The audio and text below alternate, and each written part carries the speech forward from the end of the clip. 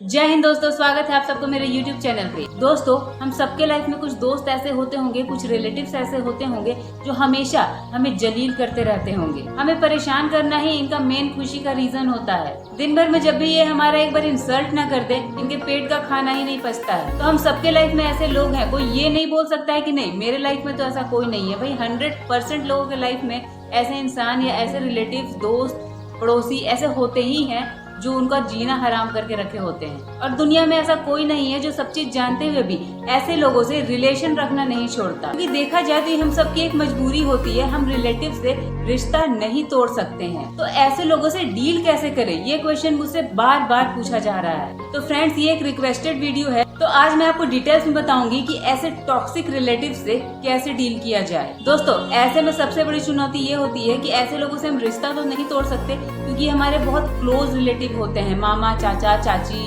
ताया, यही लोग होते हैं जो हमारे लाइफ में टॉक्सिक क्रिएट करते रहते हैं। तो बिना रिश्ता खराब किए इन्हीं लोग के बीच में रह करके इन लोग को डील करना एक बहुत बड़ा टास्क होता है। तो इस स्थिति में हम ये वाला फॉर्मूला अपना सकते हैं कि सांप भी मर जाए और लाठी भी न टूटे।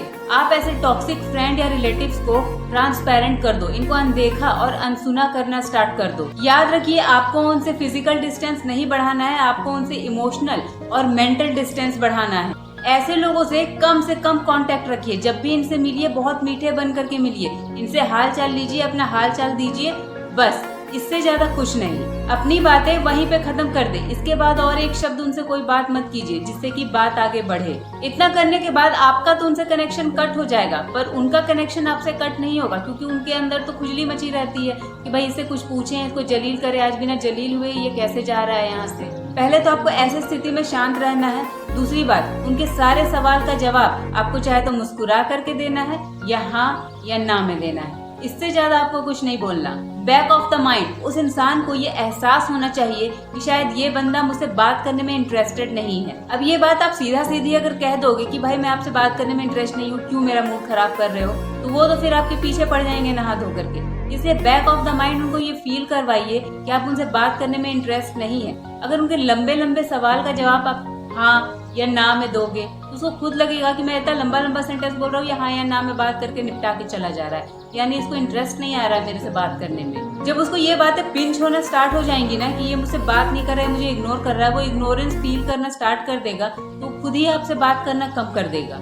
अगर इतना फील करवाने के बाद भी, इतना कुछ करने के बाद भी वो इंसान आपको कुरेद रहा, आपको जलील करने से बाज नहीं आ रहा है, तो आप वही काम कीजिए, अपना मिनिमम आंसर दीजिए, हाँ या ना, या फिर सिर्फ स्माइल। और जैसे ही देखिए कि बात लंबी हो रही है तो कोशिश कीजिए कि आप वहाँ से तुरंत निकल जाइए। जरूरी काम है बोल के बहुत पोलाइटली बोलिए कि मुझे जरूरी काम याद आ गया या मेरा इंपॉर्टेंट कॉल आ रहा है, और वहाँ से आप खिसक जाइए। जिन महिलाओं का 4 या 5 साल हो गया है शादी का और उनका बेबी अभी तक नहीं है, तो ऐसे महिला के पीछे रिलेटिव्स हाथ धो करके पड़ जाते हैं। खास करके कुछ क्लोज रिलेटिव्स जो ज्यादातर इन लॉज के साइड से होते हैं।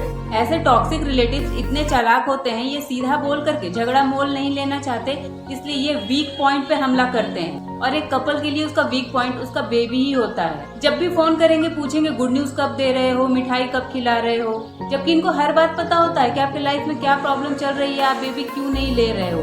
फिर भी ये मजे लेने के लिए, आपका मजाक उड़ाने के लिए ऐसी बातें करते हैं। कुछ लड़कों की नौकरी नहीं हो रही होती, उनकी शादी नहीं हो रही होती है, तो ऐसे टॉक्सिक रिलेटिव्स उनका मजाक बनाते हैं, उनको जलील करते हैं और उनसे बार बार ये पूछते रहते हैं कि कब मिठाई खिला रहे हो। तो ऐसे लोगों को मुंह तोड़ जवाब दीजिए। चुप रहना इसका सोल्यूशन नहीं है, लेकिन जवाब समझदारी से देना पड़ेगा। टोटल मिला करके ऐसे टॉक्सिक लोग जीना हराम करके रख देते हैं। तो कुछ पॉइंट्स याद रखिए जो ऐसे लोगों से डील करने के लिए आपका हमेशा मदद करेगा। नंबर 1, जितना हो सके इनको अनदेखा कीजिए, अनसुना कीजिए, इग्नोर कीजिए, क्योंकि ये रिलेटिव्स हैं, इनसे आप पूरी तरह से दुश्मनी नहीं ले सकते हैं, पर जितना हो सकता है इनको इग्नोर जरूर कर सकते हैं। नंबर 2, ऐसे रिलेटिव से फिजिकल डिस्टेंस मत बढ़ाइए, बल्कि मेंटल और इमोशनल डिस्टेंस बढ़ाइए। नंबर 3, इनकी बातों का जवाब हाँ या ना में दीजिए, जितना हो सके कम बोलिए इनके सामने।